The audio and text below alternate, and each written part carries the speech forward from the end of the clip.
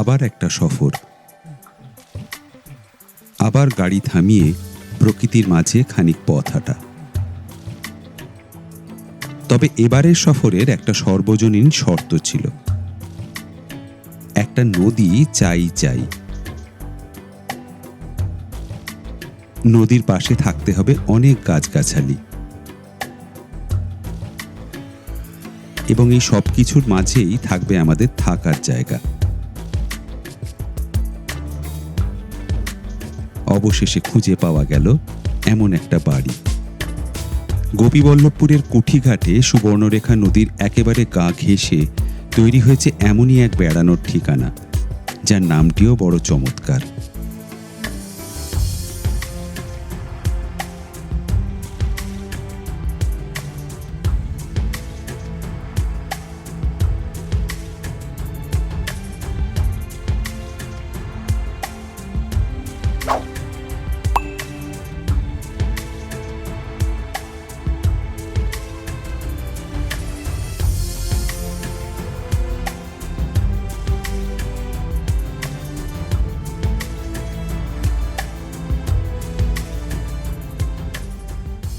কুঠিঘাটের এই কালী মন্দির খুবই জাগ্রত। একসময় এই রাস্তা ধরে যাতায়াত করতেন বহু মানুষ, কারণ এখানে ছিল বাস স্ট্যান্ড। রাস্তার ডান দিকে তার কিছু চিহ্ন এখনো দেখা যায়। ওই দূরে দেখা যাচ্ছে সুবর্ণরেখা নদী। তখন নদী পারাপারের একমাত্র মাধ্যম ছিল নৌকা। নদী পেরিয়ে বাস ধরা অথবা বাস থেকে নেমে নৌকায় ওঠা। জায়গাটা সবসময় গম গম করত।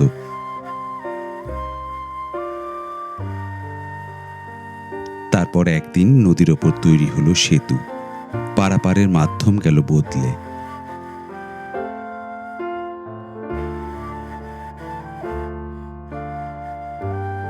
এখন নদীর ধারে একলাই পড়ে আছে সেই ঘাট।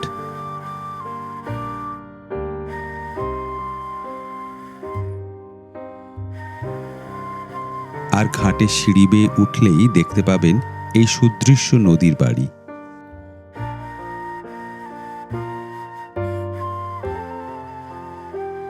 সন্ধ্যের মুখে নদীর ধারে বেড়াতে আসেন কিছু স্থানীয় মানুষ।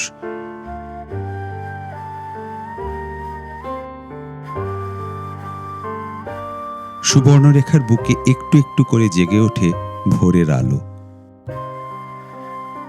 বাড়ির বারান্দা থেকে দেখা যায় একটা নতুন দিনের শুরু। সকালটা বড় সুন্দর এখানে।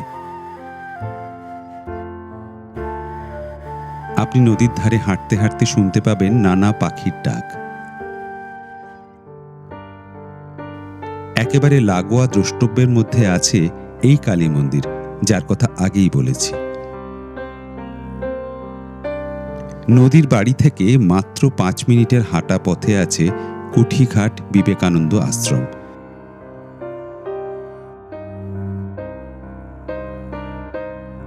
দেখে আসতে পারেন এদের নানা সেবামূলক কার্যকলাপ।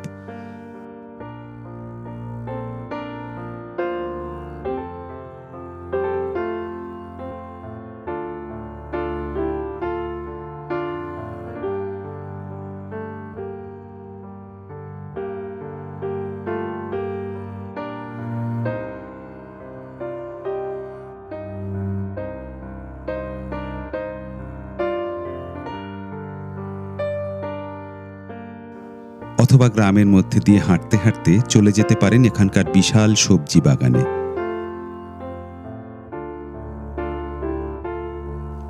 দেখে আসতে পারেন চাষাবাদের নানা খুঁটিনাটি।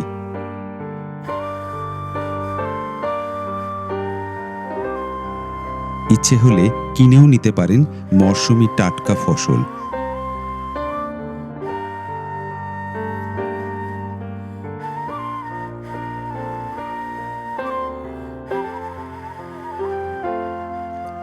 এই সবজি বাগানের বাইরে আপনি দেখতে পাবেন অনেকটা এস্কিমোদের ইগলুর মতো দেখতেই এই বস্তুগুলোকে।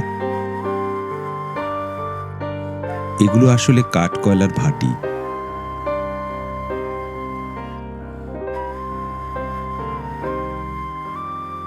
সন্ধে গড়ায় নদীর বুকে।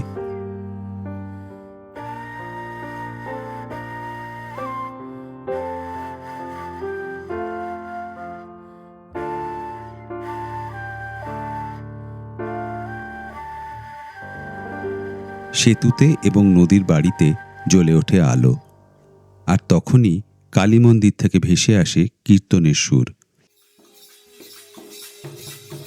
আমরা হাজির হই কালী মন্দিরে। এখন সন্ধ্যারতির সময়।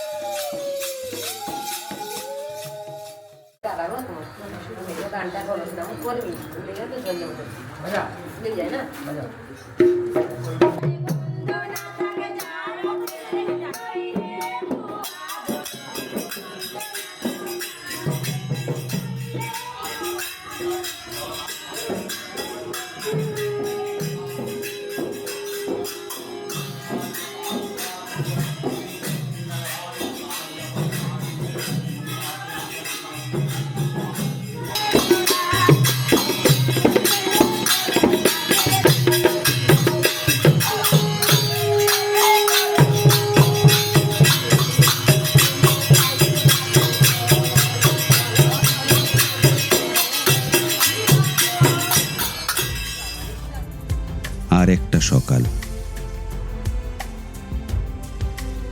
আজ আমরা চলেছি একটু দূরে, জঙ্গলের পথ পেরিয়ে। নদীর বাড়ি থেকে ২৬ কিলোমিটার দূরে আছে তপোবন।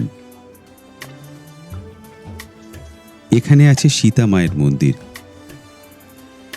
কথিত আছে এখানেই ছিল বাল্মীকির আশ্রম, যেখানে জন্ম হয় লব আর কুশের। এই মন্দিরে আছে রাম, লক্ষ্মণ, সীতা, লব, কুশ এবং বাল্মীকির মূর্তি।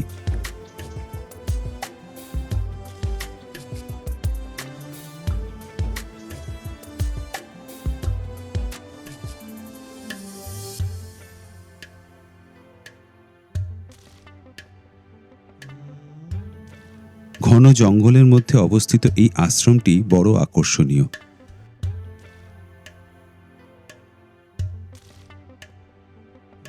এখানেই দেখা পাওয়া গেল আশ্রমিক জয়ন্ত বেরার। তিনি ব্যাখ্যা করলেন এই আশ্রমের মাহাত্ম্য।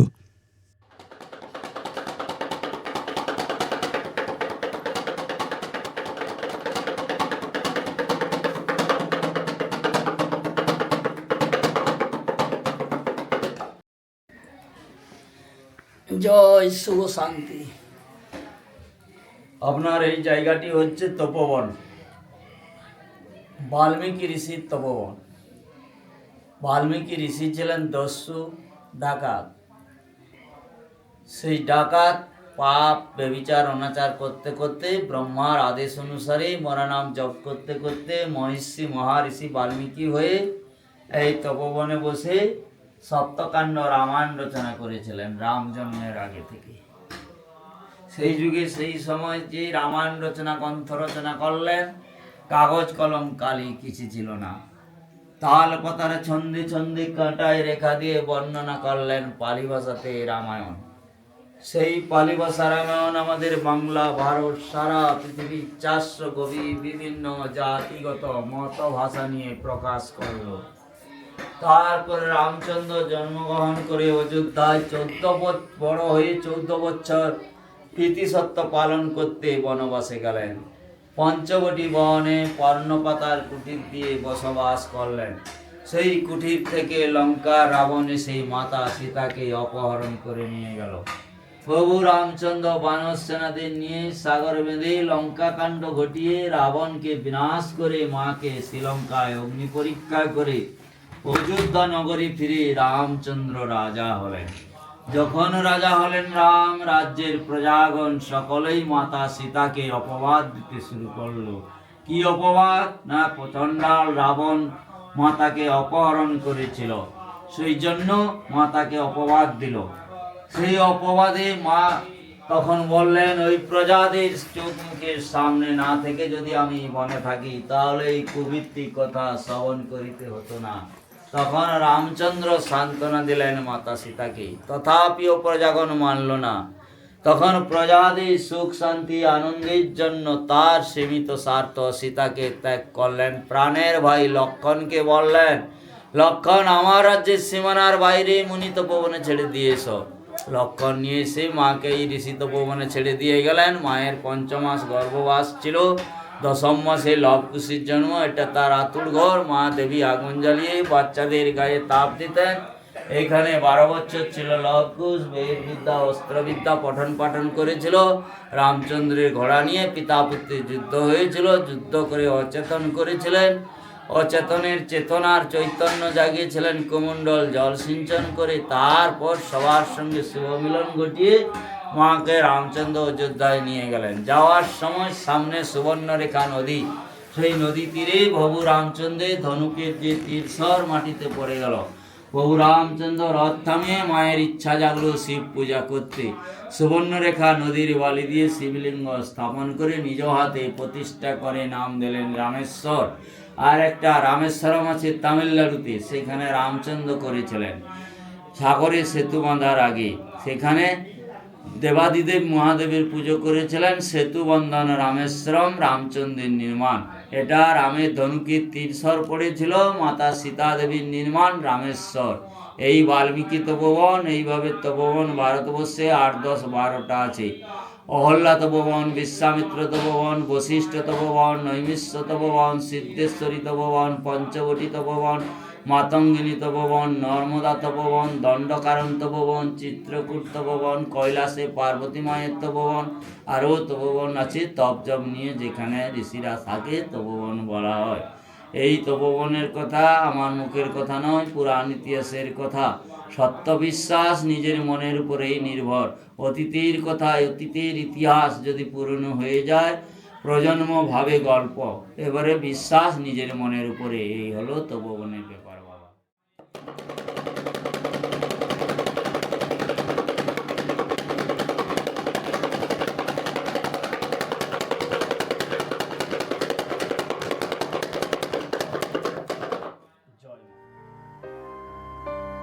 সূর্য অস্ত গেল। জ্বলে উঠল অসংখ্য সন্ধ্যাদ্বীপের আলো। আর বহমান নদীর বুকে অজস্র চলমান আলোকবিন্দু মনে করিয়ে দিল যে আমাদের এগিয়ে যেতে হবে আরেকটা সফরের দিকে।